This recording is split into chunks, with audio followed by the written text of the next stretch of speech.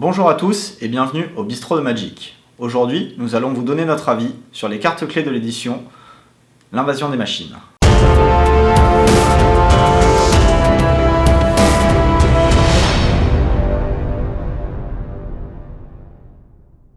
Nous allons commencer avec les stars de l'édition côté méchant et les 5 prétors. Ils partagent tous la particularité d'être à la fois une créature et une saga que vous pourrez retourner sous certaines conditions, et une fois la saga terminée, vous la relancerez du côté créature. En premier lieu, Elesh-Norn, la Reine des Machines, qui sera une 3-5 vigilance pour 4, avec un très bon passif qui gênera l'adversaire quand il vous infligera des dégâts à vous ou à vos permanents, et qui lorsque vous payerez 3 et sacrifierez 3 créatures se transformera en saga. Cette première, sur le premier chapitre, va vous recréer 5 créatures, va les booster sur le deuxième, et pour le troisième chapitre, vous allez détruire de nombreux permanents avant de vous transformer en Elesh-Norn. Continuons avec Jin Gitaxias, qui est une 5-5 pour 5 parade 2, qui vous fera piocher pour chaque sort non créature que vous jouez, qui aura un coût de mana supérieur à 3. Pour 4, vous pourrez ensuite le retourner si vous avez au moins 7 cartes en main, et une fois retourné, la saga vous dit, le premier chapitre, vous doublez le nombre de cartes dans votre main en les piochant. Ensuite, vous n'avez plus de limite au nombre de cartes de votre main, donc c'est très bien, vous pourrez les garder. Le deuxième chapitre va renvoyer toutes les créatures non Phyrexian dans les mains de leur propriétaire. Et enfin, le dernier effet, vous allez pouvoir avoir une omniscience gratuite jusqu'à la fin du tour. Et à noter également que vu que vous aurez remis Jin Gitaxias sur le côté créature, vous pourrez bénéficier du passif en relançant à nouveau les sorts gratuitement. Ensuite, nous avons Sheoldred, qui est une 4-5 menace pour 5, qui lorsqu'elle arrive en jeu va forcer votre adversaire à sacrifier une créature non jeton ou un Planeswalker, et vous pourrez ensuite la retourner si l'un de vos adversaires a au moins 8 cartes dans son cimetière pour 5 mana. Le côté saga, premier chapitre, vous allez simplement détruire pour chaque adversaire une créature ou un Planeswalker qu'il contrôle. Le deuxième effet de la saga, chaque adversaire va défausser 3 cartes et meuler 3. Et enfin, le dernier chapitre, vous allez réanimer toutes les créatures de tous les cimetières sur votre champ de bataille. Et à noter aussi que vu que vous ramenez Sheoldred également côté créature, vous allez reforcer chaque adversaire à sacrifier une nouvelle fois une créature ou un Planeswalker. Ensuite, nous avons Urabrask, qui est une 4-4 initiative pour 4, avec l'effet passif qui, à chaque fois que vous lancez un sort d'éphémère ou de rituel, va vous ajouter un mana rouge.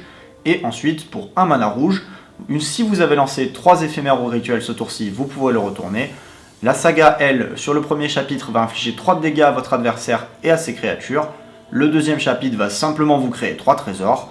Et enfin, le troisième va, quand il se retourne du côté Urabrask, vous permettre de relancer tous les sorts d'éphémères et de rituels de tous les cimetières.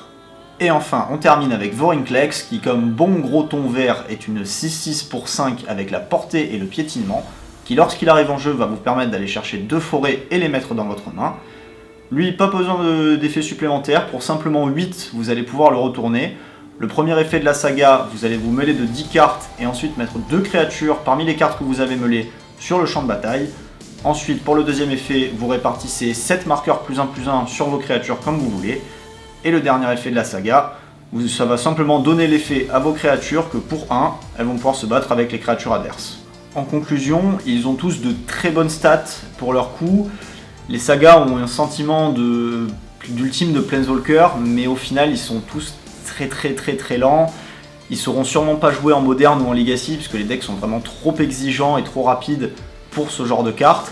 Par contre, pourquoi pas en EDH, que ce soit en multi ou en duel, ils auront probablement une place là-bas. Mention spéciale quand même à Urabrask, qui donne envie de construire des decks autour, et qui permettra avec certaines cartes spécifiques et de la prolifération et des sortilèges peu chers, de créer des boucles infinies avec la saga en créant des trucs à chaque fois et en le retournant en boucle. On va maintenant passer du côté des gentils avec les Planeswalkers, ils sont au nombre de 4. Malheureusement, comme les Praetors, ils vont souffrir de la même condition, c'est-à-dire que malgré leur puissance, ils ne seront probablement pas joués dans les formats modernes ou legacy, encore une fois peut-être en EDH, nous verrons bien. Mention spéciale à Teferi qui se cache derrière une bataille, et à Vren qui semble être la plus forte des 4. Le fait d'être vert lui permet d'arriver potentiellement tour 2 et de monter directement à 5 marqueurs, ce qui rappelle Oko. Malgré tout ça, elle n'aura sûrement pas le même impact que lui, parce que le passif ne marche pas avec Valakut, le +1 ne dégage pas le terrain, donc elle ne pourra pas aussi bien se protéger que lui, ce sera beaucoup plus compliqué pour elle. On vous parlait de bataille précédemment avec Teferi, celle qu'on préfère nous c'est celle d'Ikoria, qui est littéralement un summum de la destruction en forme de siège. Il vous permet d'aller chercher le sortimage vampire afin de devenir une belle 8-8. Et on aime également ces sièges-là, qui semblent envisageables dans certains decks. Côté artefacts et enchantements, on va mentionner le tribut à l'arbre monde en deck mono vert dévotion avec Nykthos. Et pour les artefacts, l'Ozolite qui rentre dans les decks écailles renforcées. Et on est bien sûr obligé de parler de la dernière épée qui va conclure le cycle des 10 qui a commencé au premier Miraudin. On reste dans le légendaire avec les fameux duos. On commence avec Baral et Karizev qui va nous permettre de relancer gratuitement des sorts, notamment ceux avec la suspension. Ensuite on a Talia et Gitrog qui ont beaucoup trop d'effets très intéressants pour le moderne et le legacy. Et enfin on a Zimon et Dina qui a de très bonnes stats, un effet très synergique, elle reste à surveiller. Il y a aussi Galta qui est un vampire, du coup ça marche avec Sorin. Pour finir sur les rares, on a encore quelques créatures notables, comme par exemple l'érudit Ferry, donc la créature designée par le champion du monde. Elle semble très adaptée pour un deck tempo, et elle a à la fois le bon goût d'être une fée et un gredin, donc peut-être un retour du deck. On a également Etali, qui va peut-être être considéré dans des decks qui vont contourner son coût en mana important. Et enfin, on a Polukranos qui, lui, rejoint le tribut de l'arbre monde, potentiellement dans des decks mono vert dévotion.